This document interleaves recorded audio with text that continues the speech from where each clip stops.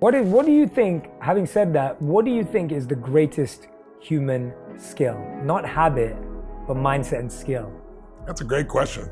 I don't know if I got what the greatest, there's so many.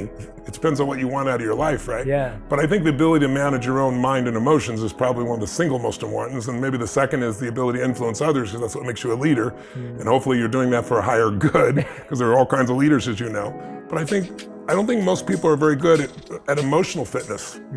Most people are just not as happy as they could be. I did one book, Money Master the Game. It's kind of like this. Yes. And what I did in that case is I interviewed 50 of the smartest financial people in the world. Yes. Ray Dalio, Carl Icahn, Warren Buffett.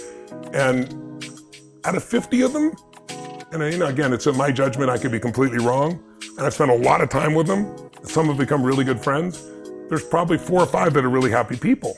You go, oh, well, money makes people unhappy. Money, it has nothing to do with money. Money makes you more of what you are. It just magnifies. If you're mean, you have more to be mean with. If you're kind, you have more to give, But I think that most people are they haven't learned to manage what's going inside. It doesn't matter how much abundance they have, they're still unhappy. We've all seen people great comedians that have killed themselves. Anthony Bourdain, beautiful man, traveled the world, killed himself, fashion designers that have done it. We've all seen all these different people, Kate Spade. And it's like, what? They had everything, except they didn't master what's going on here and here. And this is why you lived your life the way you have as well. So I think that skill set is the most important one. That's why even in the book, my last 2 chapters I think are the most important, because it's really about power of the mind. Because everybody knows about placebos, right? They were only discovered in World War II. And it was discovered by accident. This doctor ran out of morphine, and he's treating these people that are badly injured. And you need the morphine not just so they're out of pain, but so they don't go into shock. And the actual person who discovered this, who gets no credit, was the nurse, because the nurse handed him a syringe and said, we've got some more morphine.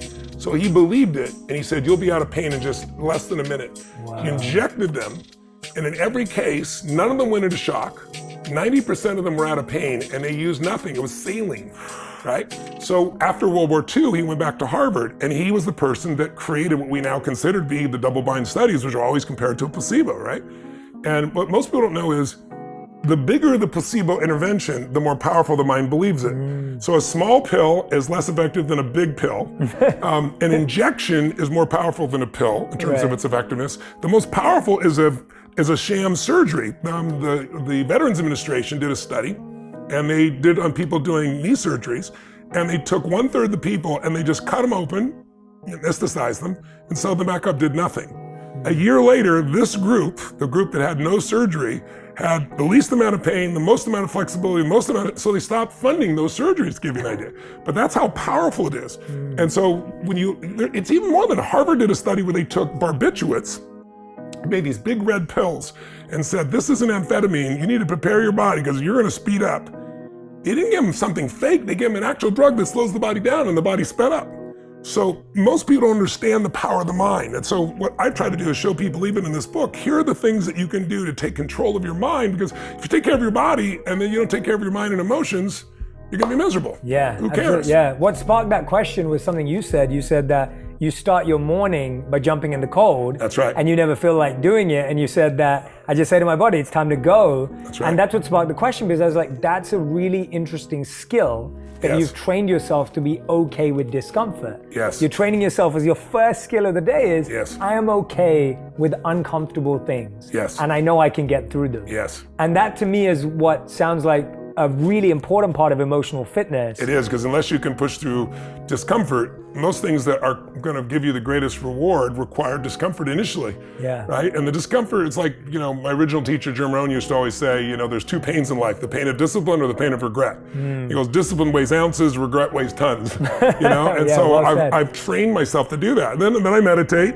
Then I always make an acknowledgement call briefly, or leave a voicemail for someone just to spark the day. And then the first thing I do is always whatever is the most difficult. Yes. Because then you have momentum for your day. And when you train your brain to do what's difficult first, then emotional fitness just comes naturally. And more importantly, so does achievement, so does your ability to contribute to other people. Because I have 105 companies now, to give you an idea. I manage 13 of them directly, ongoingly. And there are all kinds of different industries, from AI to my resorts in Fiji to sports teams I own.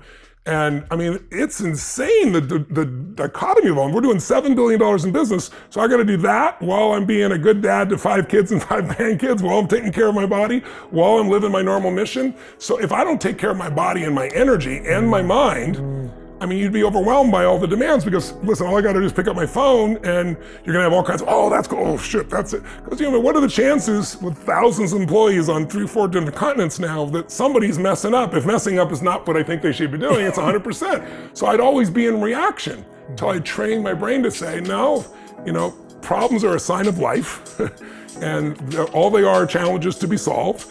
And what makes you a great leader is your ability to solve problems or teach teams to build a culture where they can solve problems. And so it gives me this tremendous creativity and flexibility, but I've got the base of energy to make it work.